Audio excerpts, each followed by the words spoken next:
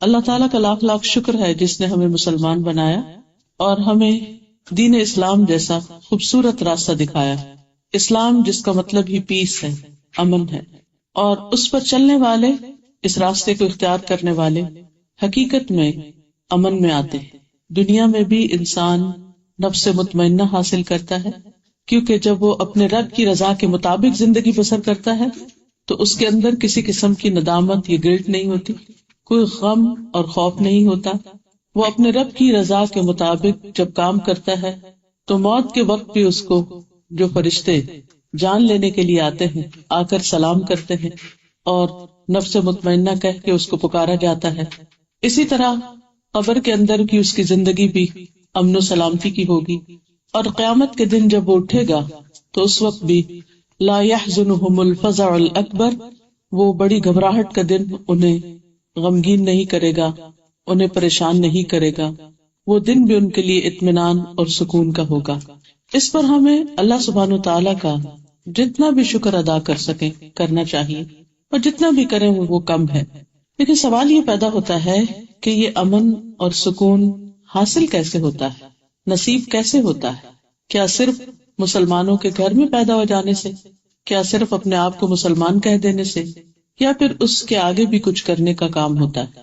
حقیقت یہ ہے کہ انسان جب اللہ سبحانہ تعالیٰ کی مرضی کے آگے، اس کے احکامات کے آگے جھک جاتا ہے، اپنے دل و دماغ کو جھکا دیتا ہے، اپنے آپ کو جھکا دیتا ہے، اپنے سارے اعضاء سمیت اس کے آگے جھک جاتا ہے، تو حقیقت میں اسی وقت اس کو یہ امن اور اطمینان نصیب ہوتا ہے.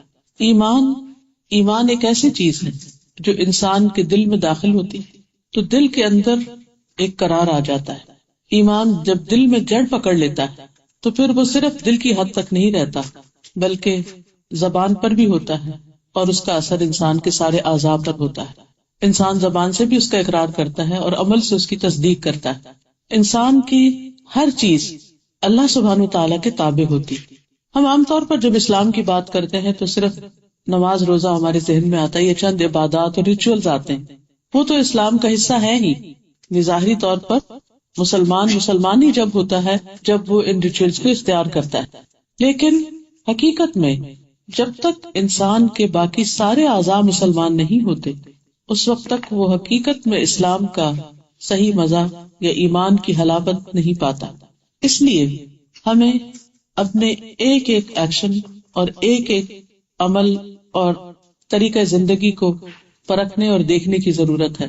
اپنا محاسبہ اور مراقبہ کرنے کی ضرورت ہے، اپنے آپ پر نظر ڈالنے کی ضرورت ہے، اپنے کان، آنکھیں اور دل، ان سب کی حفاظت کی بھی ضرورت ہے، کیونکہ ان السمع والبصر والفؤاد کل اولئک کان عنہ مسئولا، بے شک کان، آنکھیں اور دل ان سب کے بارے میں سوال کیا جائے گا. یعنی قیامت کے دن ان کے استعمال کے بارے میں ہم سے پوچھا جائے گا کہ ہم نے کانوں سے کیا سنا، ہم نے اپنی آنکھوں سے کیا دیکھا، اور ہمارے دل میں کس قسم کے خیالات ہیں، ہمارے دل کی حالت کیا تھی، اس میں ایمان تھا یا نفاق تھا، یقین تھا یا شک تھا، اللہ سبحانہ و تعالیٰ کے بارے میں کیا گمان تھا، اس کے بندوں کے بارے میں گمان کیسے تھے.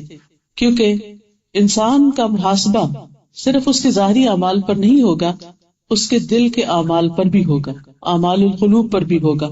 اس لیے دل کی حفاظت بھی نہایت ضروری ہے. لیکن دل کی حفاظت اس وقت ہوتی ہے جب انسان اپنی آنکھ اور کان کی حفاظت کرتا ہے، کیونکہ یہ ونڈوز ہیں دل کے. جو انسان آنکھ سے دیکھتا ہے وہ اس کے دل میں جاتا ہے، جو کان سے سنتا ہے وہ اس کے دل میں جاتا ہے، اور پھر جو کچھ دل میں ہوتا ہے وہ زبان کے راستے باہر آتا ہے.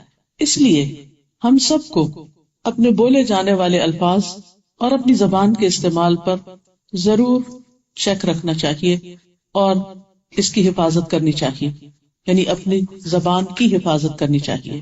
کیونکہ زبان ایک ایسی چیز ہے جو انسان کے اندر کی نمائندگی کرتی کہ انسان حقیقت میں کیا ہے، وہ کون ہے، وہ کیسا ہے.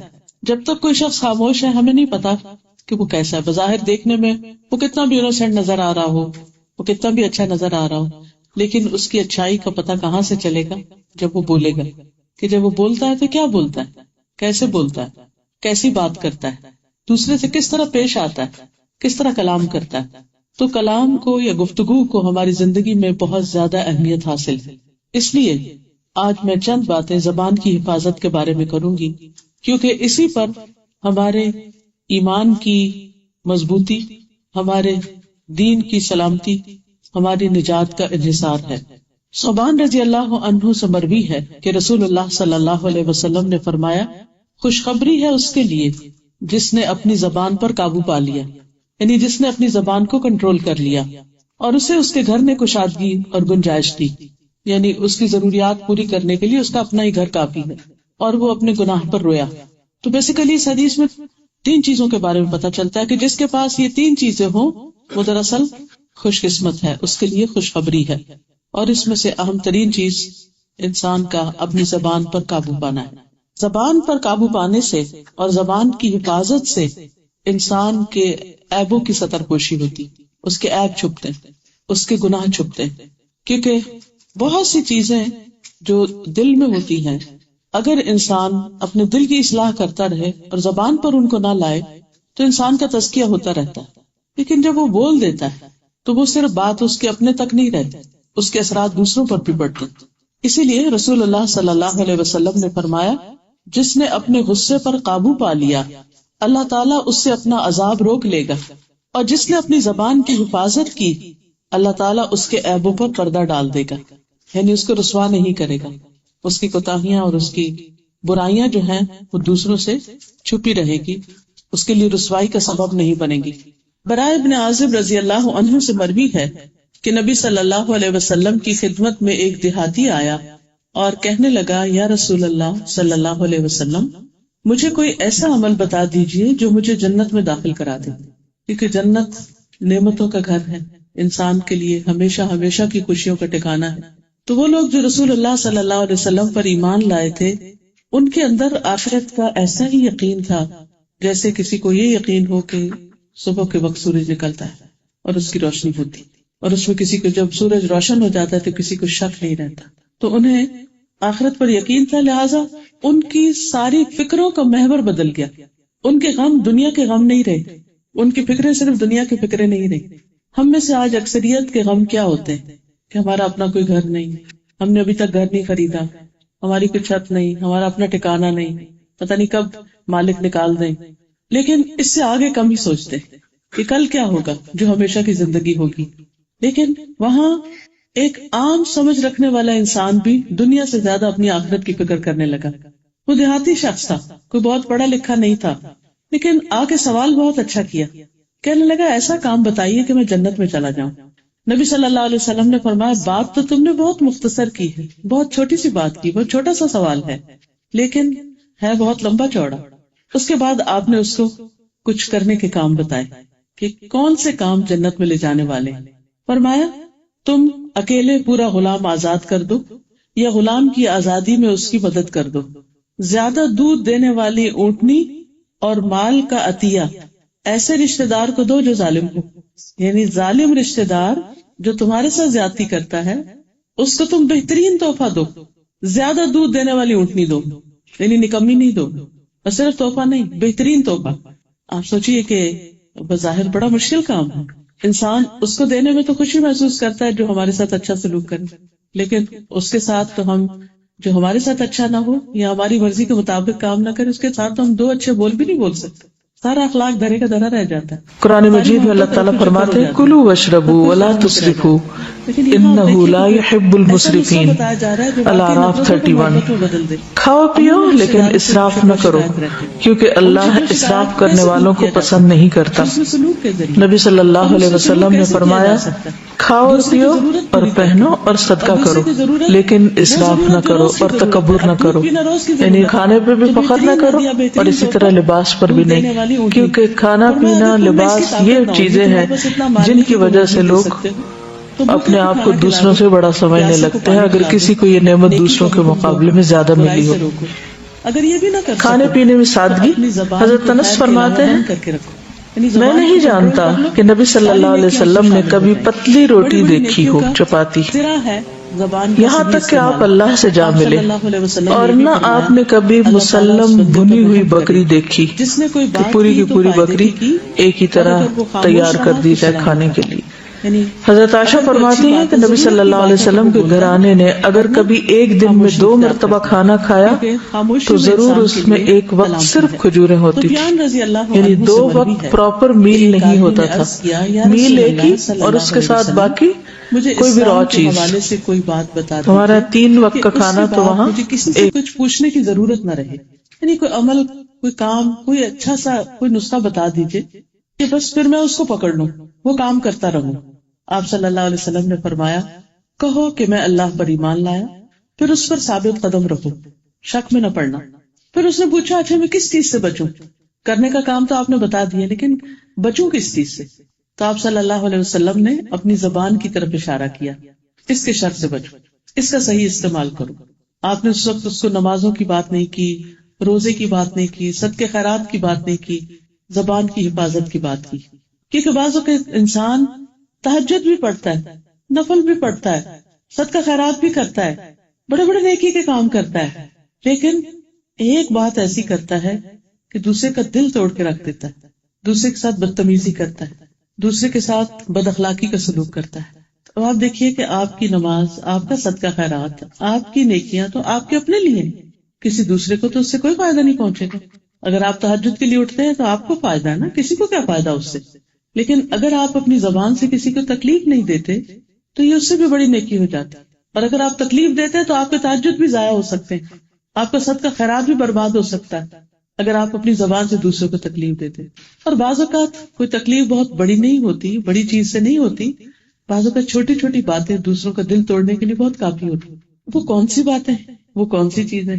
ہر انسان اپنے پہ لے کر دیکھ سکتا ہے کہ خود اس کو کن باتوں سے تکلیف ہوتی، دوسروں کی کون سی باتیں اسے اچھی نہیں لگتی.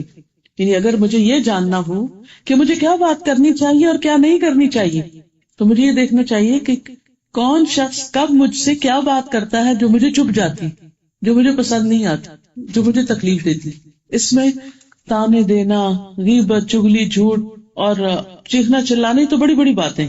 بعض اوقات بڑی باتیں نہیں، چھوٹی چھوٹی باتیں بھی انسان کا دل توڑنے کے لیے بہت کافی ہو جاتی. اگر کوئی شخص اپنی اس عادت پر قابو پا لے تو بہت بڑا متقی اور پارسا ہو جائے. تو بظاہر دیکھنے میں وہ بہت بڑا عبادت گزار نہیں بھی، اپنے فرائض ہی پورے کرتا ہے، لیکن اپنی زبان کو سنبھال کے رکھتا ہے. نبی صلی اللہ علیہ وسلم نے فرمایا تم پر اچھا اخلاق اور طویل خاموشی لازم ہے. اب یہ بات، اس میں کیا نیکی کی بات ہے کہ انسان زیادہ خاموش رہے؟ اس کا مطلب نہیں کہ ضرورت کے وقت بھی نہ بولے، ضرورت کے وقت تو بولے، لیکن بعض اوقات ہمارا زیادہ بولنا دوسروں کو اریٹیٹ کرتا ہے، فالتو باتیں کرتے چلے جانا. اور خواتین کے لیے اس معاملے میں اور بھی زیادہ مشکل ہوتی ہے. مثلا اگر ایک خاتون خانہ گھر میں صرف اپنے نوکروں کو ہی انسٹرکشن دے رہی اور دیتی چلی جا رہی، تو ہو سکتا ہے کہ گھر میں کوئی بچہ پڑھ رہا ہو اور اس کی پڑھائی ڈسٹرب ہو رہی، ہو سکتا ہے کوئی سو رہا ہو، اس کا آرام ڈسٹرب ہو رہا ہو سکتا ہے کہ کوئی عبادت کر رہا ہو، کوئی نماز پڑھ رہا ہو اور اس کی نماز میں خلل آ رہا ہو. کیونکہ ہم کیا سمجھتے ہیں، کیونکہ ہم صاحب خانہ ہیں، ہم ماں ہیں اور ہم کام کی بات بتا رہے، لیکن صرف ایک کچن میں ہونے والا شور اور باتیں اور برتنوں کا کھٹکنا بعض اوقات پورے گھر کو ڈسٹرب کر رہا ہوتا ہے، اور ہم اس کا احساس نہیں کرتے کہ کسی کے نیند، آرام، عبادت، پڑھائی، غور و فکر کس کس چیز میں خلل پڑ رہا ہے. اور بعض اوقات صرف اپنے گھر میں نہیں، جو گھر ساتھ ساتھ ہوتے ہو پڑوس کے گھر میں بھی وہ شور شرابہ جا رہا ہوتا ہے. تو اس لیے خاموشی، کم بات کرنا، ضرورت کی بات کرنا، اور صرف اتنی آواز میں بات کرنا کہ جس سے قریب کا شخص سن لے، اتنا ہی کافی. بعض اوقات ایک بچہ شرارت کرتا ہے، اس کو ڈانٹ ڈپٹ شروع کرتے ہیں، باقی سارے بچے بھی ڈسٹرب ہو جاتے ہیں، کیونکہ وہ یہ نہیں سمجھتے کہ صرف اس کو ڈانٹ پڑی، وہ سمجھتے کہ ہم سب کو بھی سنایا جا رہا ہے، ہم سب پہ بھی آ رہی ہے بات، اور پورے گھر کا ماحول سپائل ہو جاتا ہے. کچھ بچے ہر وقت ایک خوف میں رہتے ہیں، ایک پریشانی میں رہتے ہیں. کیوں؟ ماں باپ کے آپس میں چک چک سے، ہسبینڈ وائف آپس میں بچوں کے سامنے جھگڑ رہے ہوتے ہیں، ایک دوسرے کے سامنے ایک دوسرے کا عزت اور احترام نہیں کر رہے ہوتے. کہنے کو آپ کے نزدیک معمولی بات ہو سکتی کہ میرا قصور نہیں، دوسرا شخص ہی ایسا ہے، میرا کیا قصور ہے، میرا ہسبینڈ ہے وہ غصے میں رہتا ہے، جب وہ غصے میں رہتا ہے تو مجھے غصہ آ جاتا ہے، اور بلیم اس پر ڈال کے خود اپنے آپ کو اس میں سے نکال لیتے ہیں. لیکن اس سے گھر کا ماحول کتنا متاثر ہوتا ہے، بچوں کی شخصیت پہ کیا اثرات ہوتے ہیں، ان کے اخلاق پر کیا نتائج مرتب ہو رہے ہوتے ہیں. ہم اس چیز کو بھول جاتے ہیں. ضرورت صرف اتنی سی ہے کہ ہم اپنی زبان کو کنٹرول میں رکھیں. اور اگر آپس میں کچھ طے کرنا ہی ہے، کوئی لڑائی جھگڑا کرنا ہی ہے، تو ایسے وقت میں کریں کہ جو بچے سامنے نہ ہوں یا دوسرے لوگوں کے سامنے تماشا نہ بنے. اس میں ہو سکتا ہے ایک شخص ایک وقت میں اریٹیٹ ہو کچھ کہہ دے تو دوسرا عقل مندی کا ثبوت دے اور خاموشی اختیار کر لے. جب کبھی کسی کی زیادتی کے جواب میں آپ کو خاموشی اختیار کرنا پڑے تو کبھی یہ نہ سمجھے کہ آپ کی رسوائی ہوگی، آپ کی بے عزتی ہوگی، یا آپ کمزور پڑ گئے، یا دوسرے نے آپ پہ چڑھائی کر دی، یا آپ کچھ نہیں، آپ کی طرف سے فرشتے جواب دیں گے. اور یہ چیز آپ کو ایک انتہائی اطمینان بخشے گی کہ میں نے جواب نہیں دیا، میرے فرشتے جو ہیں وہ جواب دے رہے ہیں میری طرف سے.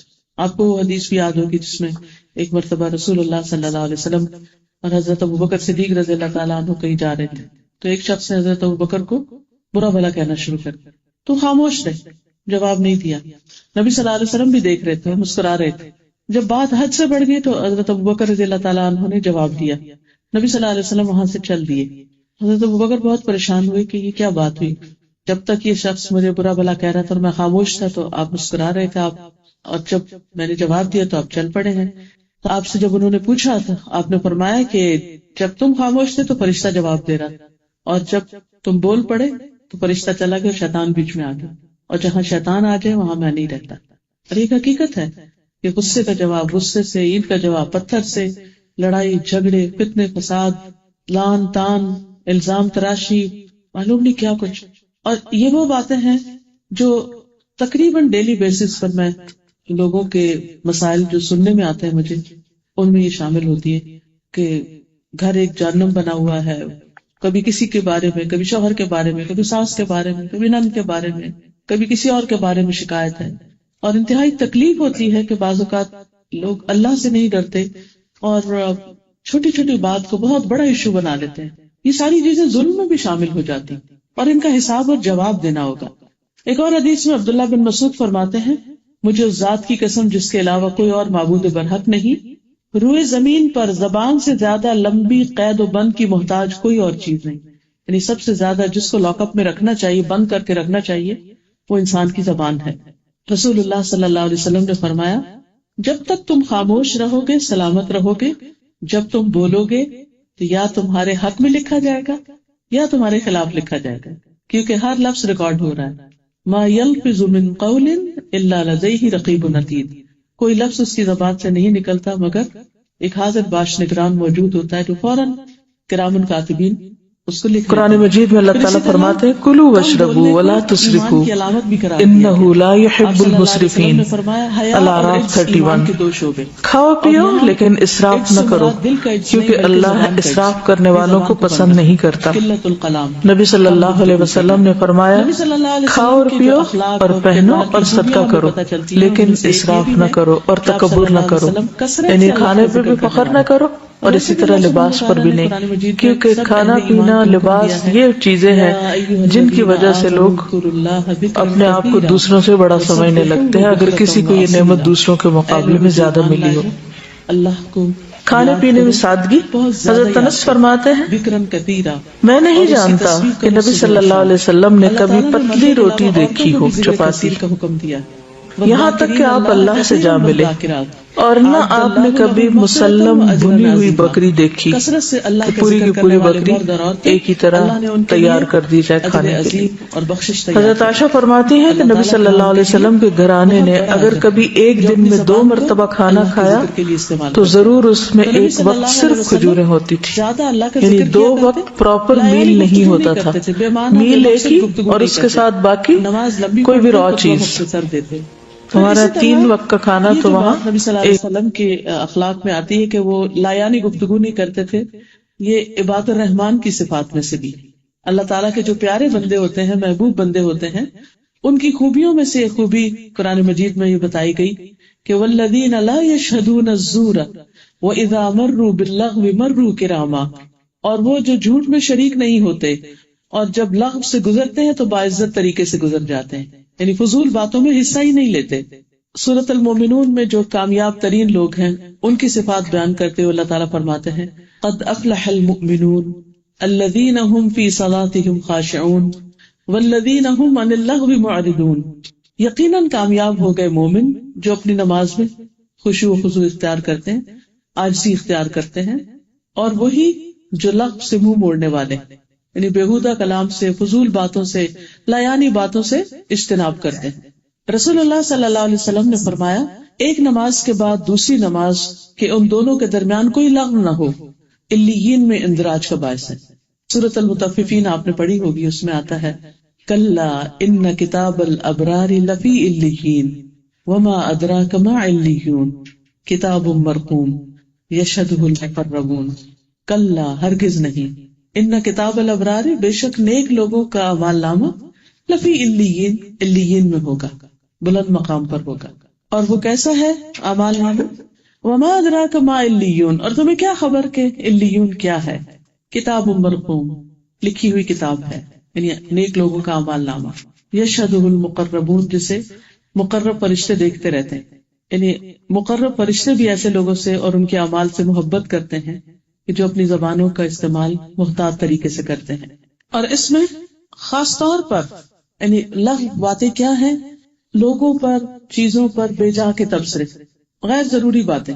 رسول اللہ صلی اللہ علیہ وسلم نے فرمایا جب تم میں سے کوئی اپنے مسلمان بھائی کے پاس داخل ہو پھر وہ اسے اپنے کھانے میں سے کھلائے تو وہ کھائے اور اس کے بارے میں سوال نہ کرے، اور اگر وہ اپنے مشروب میں سے کچھ پلائے تو اسے چاہیے کہ اس میں سے پی لے اور اس کے بارے میں سوال نہ کرے۔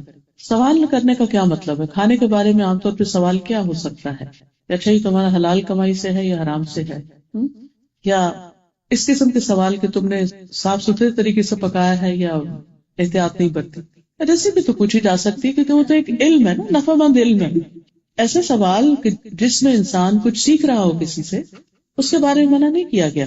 جی ایسا سوال مراد ہے کہ جس کے کرنے سے دوسرے کو تکلیف ہو۔ بعض اوقات جو خواتین خود نہیں پکاتی، ان کے گھر میں کوئی کوک ہوتا ہے، یا بعض اوقات باہر سے آرڈر کر دیتے تو پتہ بھی ہوتا ہے کہ یہ خود نہیں پکاتی، پھر پوچھتے کس نے پکایا، کہاں سے منگوایا، وغیرہ وغیرہ، جو دوسرے کے لیے بعض اوقات امبیرسمنٹ کا سبب بھی بنتا ہے۔ کھانے کی تعریف کرنا، اس پر شکر ادا کرنا، کھلانے والے کا شکریہ ادا کرنا، یہ سب چیزیں تو اچھے اخلاق میں شامل ہیں، لیکن بلا وجہ ایسی بات کرنا کہ جو دوسرے کے لیے اذیت کا باعث ہو، اس سے اجتناب کرنا چاہیے۔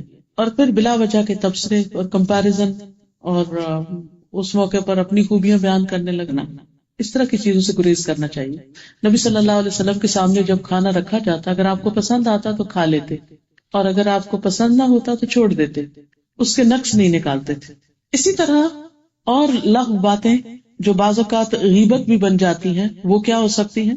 معاذ بن جبل سے روایت ہے کہ صحابہ نے رسول اللہ صلی اللہ علیہ وسلم کے پاس ایک آدمی کا ذکر کیا اور کہا جب تک اسے کھلایا نہ جائے وہ کھاتا نہیں، جب تک اسے سوار نہ کیا جائے وہ سوار نہیں ہوتا۔ آپ نے فرمایا تم لوگوں نے اس کی غیبت کی۔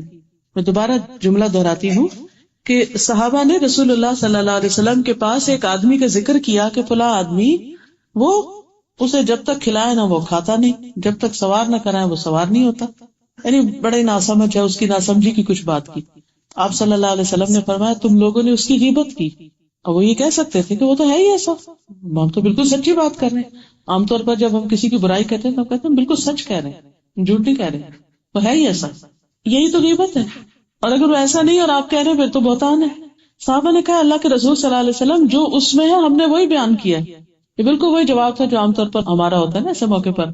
آپ نے فرمایا تمہیں یہی کافی ہے کہ تم اپنے بھائی کے اس عیب کا ذکر کرو جو اس میں ہے، یعنی غیبت ہونے کے لیے یہ کافی ہے کہ تم اس کے عیب کی نشاندہی کرو۔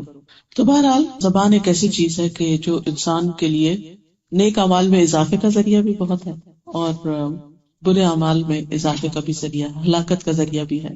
نبی صلی اللہ علیہ وسلم نے فرمایا ہر آدمی کی انتہائی بابرکت اور انتہائی منحوس چیز اس کی اپنی زبان، انتہائی بابرکت بھی، کیونکہ جب انسان ذکر کرتا ہے، اللہ کی تسبیح بیان کرتا ہے تو یہ بڑے بڑے نیک اعمال پر بھاری ہو جاتا ہے۔ مثلاً ایک دفعہ الحمدللہ کہنا میزان کو بھر دیتا ہے، لا الہ الا اللہ کہنا میزان میں سب سے وزنی چیز بن جاتا ہے، یعنی جو ہمارا نام اعمال جب تولا جائے گا تو اس وقت کی بات ہے۔ یعنی چھوٹا چھوٹا ذکر جو ہے وہ اتنی بڑی خیر کا سبب بن جاتا ہے، انسان کے لیے آخرت میں نجات کا سبب بن جاتا ہے۔ اور اسی طرح چھوٹی چھوٹی غلط باتیں جو ہیں وہ انسان جمع ہو کر انسان کی تباہی کا باعث بن جاتی ہیں۔ آپ صلی اللہ علیہ وسلم نے یہ بھی فرمایا کہ ابن آدم کی اکثر خطائیں اس کی زبان کی وجہ سے ہوتی۔ اب دیکھیے کہ ہاتھوں سے کتنی دفعہ آپ کسی کی پٹائی کرتے ہیں، یہ کسی کو کچھ لگاتے ہیں، ہارڈلی زیادہ زیادہ کسی بچے کے ساتھ کبھی چھوٹا موٹا کچھ کر دیا ہو، لیکن آپ اپنے بڑوں کو، اپنے دوستوں کو، اپنے بہن بھائیوں کو آپ ہاتھوں سے تو کوئی تکلیف نہیں دیتے. زیادہ تکلیف کس چیز سے ہوتی؟ زبان ہی سے ہوتی. حضرت عمر نے حضرت ابوبکر رضی اللہ تعالیٰ عنہ کو دیکھا کہ وہ اپنی زبان نکال کے کھینچ رہے تھے اس کو. تو حضرت عمر نے پوچھا، اے اللہ کے رسول صلی اللہ علیہ وسلم کے خلیفہ، آپ یہ کیا کر رہے ہیں؟ یا خلیفۃ رسول اللہ، آپ کیا کر رہے ہیں؟ انہوں نے کہا، یہ مجھے ہلاکت گاہوں کی طرف لے جاتی ہے. رسول اللہ صلی اللہ علیہ وسلم نے فرمایا، جسم کا ہر حصہ زبان کی تیزی کی شکایت کرتا ہے اور ہر روز اس کے آگے ہاتھ جوڑتا ہے کہ تو ہمارے بارے میں اللہ سے ڈر. تو سیدھی رہی تو ہم بھی سیدھے رہیں گے، اور تو بھٹک گئی تو ہم بھی بھٹک جائیں گے. اسی طرح گفتگو میں بے احتیاطی جو ہے، یہ نفاق کی علامت ہے. اللہ عز و جل ایسے آدمی سے ناراض ہوتا ہے، غضبناک ہوتا ہے، جو بہت باتیں بنائے اور اپنی زبان کو ایسے چلائے جیسے گائے اپنی زبان چلاتی ہے، لپیٹ لپیٹ کے گھاس کھاتی ہے، وہ جو گالی سی کر رہی ہوتی ہے نا. رسول اللہ صلی اللہ علیہ وسلم نے فرمایا، مجھے اپنی امت پر سب سے زیادہ ڈر اس منافق کا ہے جو زبان آور ہوتا ہے، یعنی اس کے دل میں ایمان نہیں ہوتا، بظاہر اسلام کا اظہار کرتا ہے لیکن ایسی ایسی باتیں کرتا ہے کہ جو اسلام سے میل نہیں کھاتی، الٹا اسلام کو نقصان دینے والی ہوتی ہیں. پھر اسی طرح رسول اللہ صلی اللہ علیہ وسلم نے فرمایا، ان قریب میری امت میں ایسے لوگ ہوں گے جو طرح طرح کے کھانے اور رنگ برنگے مشروب طلب کریں گے، طرح طرح کے کپڑے پہنیں گے اور گفتگو میں بے احتیاطی برتیں گے، طرح طرح کی سواریوں پر سوار ہوں گے. وہ میری امت کے بدترین لوگ ہوں گے. قرآن مجید میں اللہ تعالیٰ فرماتے ہیں، کلوا واشربوا ولا تسرفوا انہ لا يحب المسرفین. الاعراف 31. کھاؤ پیو لیکن اسراف نہ کرو کیونکہ اللہ اسراف کرنے والوں کو پسند نہیں کرتا. نبی صلی اللہ علیہ وسلم نے فرمایا، کھاؤ اور پیو اور پہنو اور صدقہ کرو لیکن اسراف نہ کرو اور تکبر نہ کرو، یعنی کھانے پر بھی فخر نہ کرو اور اسی طرح لباس پر بھی نہیں، کیونکہ کھانا پینا لباس یہ چیزیں ہیں جن کی وجہ سے لوگ اپنے آپ کو دوسروں سے بڑا سمجھنے لگتے ہیں اگر کسی کو یہ نعمت دوسروں کے مقابلے میں زیادہ ملی ہو. کھانے پینے میں سادگی. حضرت انس فرماتے ہیں، میں نہیں جانتا کہ نبی صلی اللہ علیہ وسلم نے کبھی پتلی روٹی دیکھی ہو، چپاتی، یہاں تک کہ آپ اللہ سے جا ملے، اور نہ آپ نے کبھی مسلم بھنی ہوئی بکری دیکھی کہ پوری کی پوری بکری ایک ہی طرح تیار کر دی جائے کھانے کے لیے. حضرت عائشہ فرماتی ہیں کہ نبی صلی اللہ علیہ وسلم کے گھرانے نے اگر کبھی ایک دن میں 2 مرتبہ کھانا کھایا تو ضرور اس میں ایک وقت صرف کھجوریں ہوتی تھی، یعنی 2 وقت پراپر میل نہیں ہوتا تھا، میل ایک ہی اور اس کے ساتھ باقی کوئی بھی را چیز. ہمارا 3 وقت کا کھانا تو وہاں ایک. اور کیا کیا بنائیاں، یہ تو کل کو قیامت کے دن ہی پتہ چلے گا کہ کون کہاں کھڑا تھا. بندوں کے بارے میں فیصلہ کرنا اللہ تعالیٰ کا کام ہے، ہمارا کام نہیں ہے کہ کون جنتی اور کون جہنمی. جہاں کسی کو یہ نہیں کہہ سکتے کہ جہنمی، ہم یہ بھی نہیں کہہ سکتے کہ کوئی جنتی، یہ بھی ہمارا کام نہیں ہے. کہ کسی کو بہت نیک دیکھ کے کہے کہ یہ تو ضرور جنت میں جائے گا، نہیں، اللہ ہی کو پتا ہے کون کہاں جانے والا ہے. کعب بن عجرہ سے مروی ہے کہ نبی صلی اللہ علیہ وسلم نے ان کو اپنی مجلس میں نہیں دیکھا تو آپ نے ان کے بارے میں پوچھا تو آپ کو بتایا گیا کہ وہ بیمار ہیں. تو آپ صلی اللہ علیہ وسلم پیدل چل کر ان کے پاس پہنچ گئے ان کا حال پوچھنے کے لیے. ان کے ہاں داخل ہوئے تو آپ نے فرمایا، ابشر یا کعب، کعب خوش ہو جاؤ. تو ان کی ماں پاس تھی، کہنے لگی، اے کعب تمہیں جنت مبارک. آپ نے فرمایا، یہ اللہ پہ قسم چڑھانے والی عورت کون؟ کعب نے کہا کہ یہ میری ماں ہے.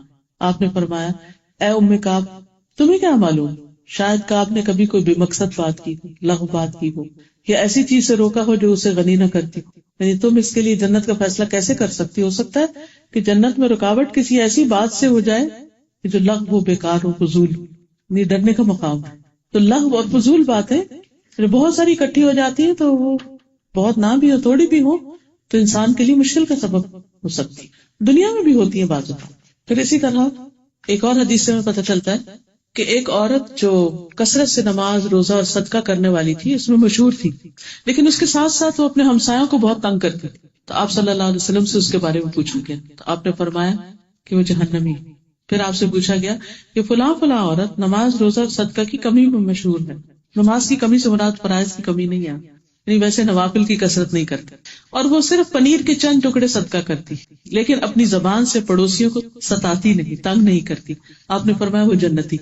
جیسے شروع میں نے ذکر کیا تھا کہ بعض اوقات بڑے بڑے نیک اعمال زبان کی خرابی کی وجہ سے برباد ہو جاتے ہیں، اور بعض اوقات ایک سادہ سی زندگی لیکن زبان کی احتیاط کے ساتھ انسان کو جنت میں لے جانے کا باعث بنتی ہے۔ پھر اسی طرح نبی صلی اللہ علیہ وسلم مرتبہ کہیں سے گزر رہے تھے تو آپ کھڑے ہو گئے، صحابہ کہتے ہیں ہم بھی آپ کے ساتھ کھڑے ہو گئے، آپ کے چہرے کا رنگ بدل گیا، آپ کانپنے لگے کہ آپ کے کرتے کی جو آستین تھی وہ بھی کانپنے لگی۔ ہم نے عرض کیا یا رسول اللہ صلی اللہ علیہ وسلم کیا بات ہے، یعنی آپ کے چہرے کا رنگ کیوں بدل، یعنی آپ سب سے خوف زدہ سے ہو رہے تھے۔ فرمایا کیا تم وہ نہیں سن رہے جو میں سن رہا ہوں؟ ہم نے عرض کیا اللہ کے نبی وہ کیا بات ہے؟ فرمایا یہ دونوں آدمی اپنی قبروں میں ہلکے سے گناہ میں سخت عذاب دیے جا رہے ہیں۔ ہم نے عرض کیا یہ کس گناہ کا عذاب ہے؟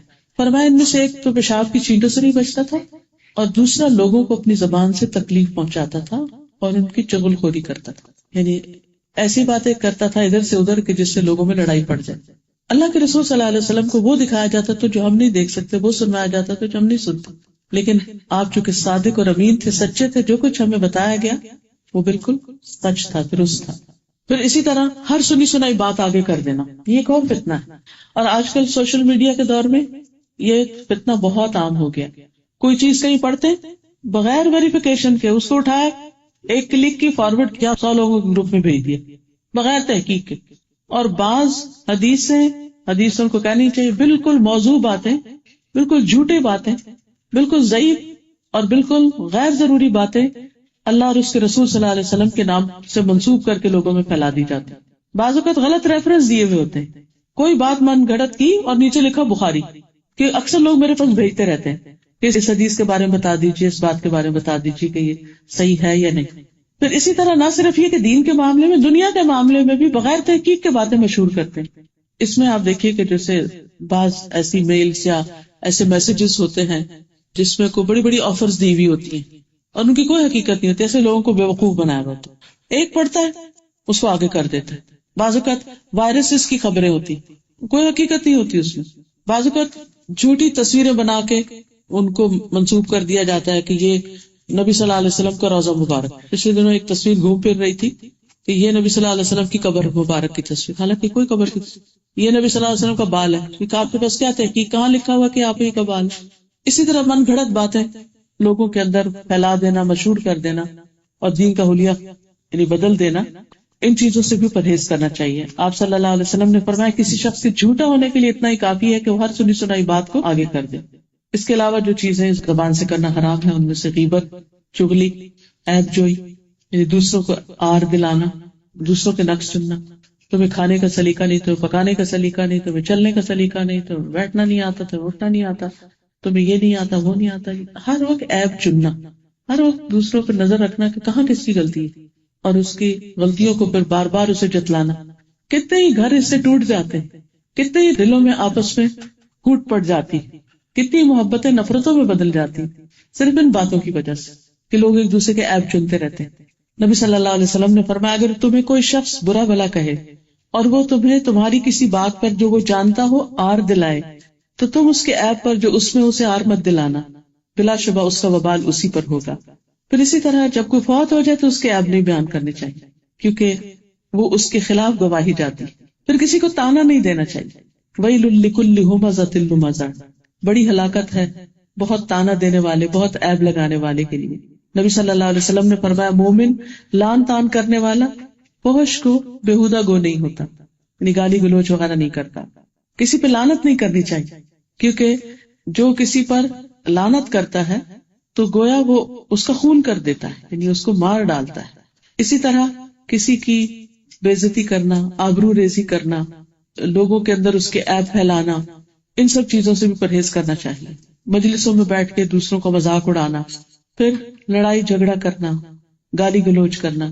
نبی صلی اللہ علیہ وسلم نے فرمایا 2 گالی گلوچ کرنے والے 2 شیطان ہیں جو ایک دوسرے کی آبرو ریزی کرتے ہیں اور جھوٹ بولتے ہیں۔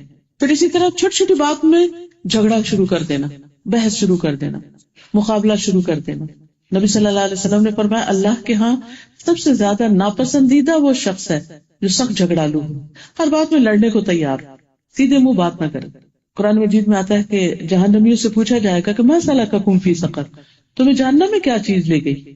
قالوا لم نک من المصلین، وہ کہیں گے ہم نماز پڑھنے والوں میں سے نہیں تھے، ہم نماز نہیں پڑھتے تھے۔ وَلَمْ نَكُ نُطْعِمُ الْمِسْكِينَ، اور ہم مسکین کو کھانا نہیں کھلاتے تھے، بھوکے کو کھانا نہیں دیتے تھے، اس کی فکر نہیں کرتے.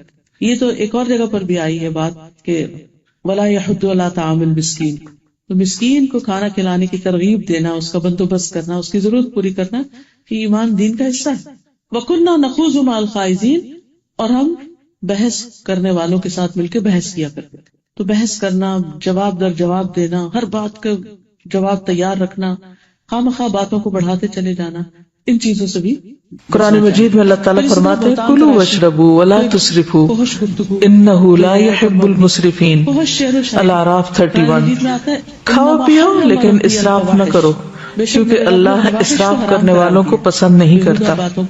نبی صلی اللہ علیہ وسلم نے فرمایا کھاؤ اور پیو اور پہنو اور صدقہ کرو لیکن اسراف نہ کرو اور تکبر نہ کرو، یعنی کھانے پہ بھی فخر نہ کرو اور اسی طرح لباس پر بھی نہیں، کیونکہ کھانا پینا لباس یہ چیزیں ہیں جن کی وجہ سے لوگ اپنے آپ کو دوسروں سے بڑا سمجھنے لگتے ہیں اگر کسی کو یہ نعمت دوسروں کے مقابلے میں زیادہ ملی ہو. اللہ کو کثرت سے یاد کرو. کھانے پینے میں سادگی.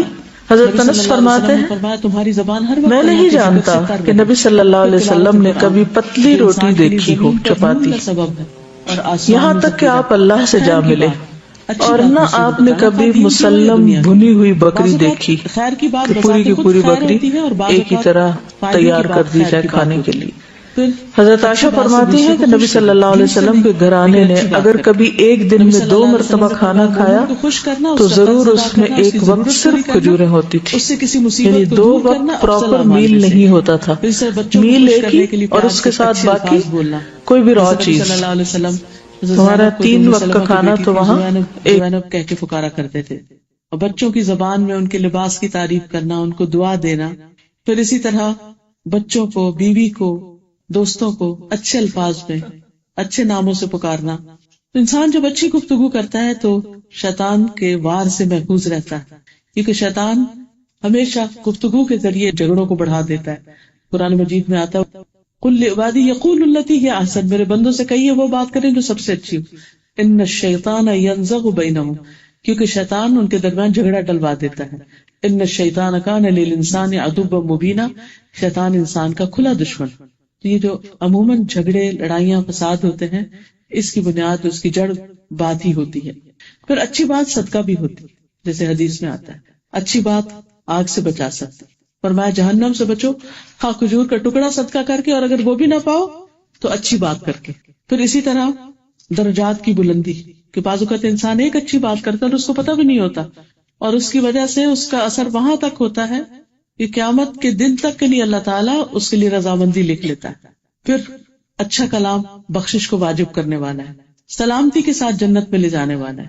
نبی صلی اللہ علیہ وسلم نے فرمایا جنت میں ایسے بالا خانے ہیں جن کا اندرونی حصہ باہر سے ہی نظر آتا ہے، جیسے شیشے کے گھر. اس زمانے میں تو ایسی بلڈنگ نہیں ہوا کرتی تھی، تو آپ صلی اللہ علیہ وسلم نے جنت کا نقشہ کھینچتے ہوئے یہ فرمایا کہ ان کے اندر ان کے باہر سے نظر آ رہا ہوگا اور اندر سے باہر نظر آ رہا ہوگا. تو ایک دیہاتی نے پوچھا کہ یا رسول اللہ صلی اللہ علیہ وسلم یہ گھر کس کے لیے ہے؟ تو آپ نے فرمایا اس شخص کے لیے جو اچھی بات کرے، کھانا کھلائے، اور جب لوگ رات کو سو رہے ہوں تو صرف اللہ کے لیے نماز ادا کرے. پھر اسی طرح اچھی گفتگو کے ہمارے جسم پر، صحت پر بھی اچھے اثرات مرتب ہوتے ہیں. پھر اسی طرح انسان جب مثلا بیماری کو برا بھلا نہیں کہتا تو وہ بیماری اس کے لیے اجر و ثواب کا باعث بن جاتی. پھر اس طرح غصے کے موقع پر ایک انسان اعوذ باللہ کہتا ہے تو غصہ زائل ہو جاتا ہے. چوٹ لگنے پر اگر بسم اللہ پڑھتا ہے اس کا اثر زائل ہو جاتا ہے. پھر اسی طرح بری گفتگو کا بھی اثر ہوتا ہے. تو بہرحال اچھی گفتگو میں ایک تو یہ کہ اس کا کانٹینٹ صحیح اور دوسرا یہ کہ طریقہ درست ہو. جیسے بات کرتے ہوئے گفتگو میں ٹھہراؤ ہو کہ دوسرے کو بات سمجھ میں آ جائے، بہت تیز تیز نہ بولا جائے کہ دوسرے کے لیے بوجھ بن جائے. عام فہم گفتگو کی جائے، مشکل الفاظ نہ بولے جائے، سامنے والے کے صلاحیت کو سامنے رکھ کے بات کی جائے. پھر یہ کہ مختصر بات کی جائے، لمبی چوڑی بات سے دوسروں کے کان نہ کھائے جائے. پھر اسی طرح بحث مباحثے سے اجتناب، برائی کا جواب اچھائی سے یا خاموشی سے، غصے اور مذاق میں حق بات، سچ بات، مزاح میں بھی سچ بات. یہ وہ چیزیں ہیں کہ جو انسان کی فلاح اور کامیابی کا ذریعہ بنتی. تو اللہ تعالیٰ سے دعا ہے کہ وہ ہمیں اپنی زبان کو صحیح معنوں میں اپنے لیے خیر و بھلائی کا باعث رکھنے اور خیر میں آگے بڑھنے کا ذریعہ بنائے. وآخر دعوانا ان الحمد للہ رب العالمین.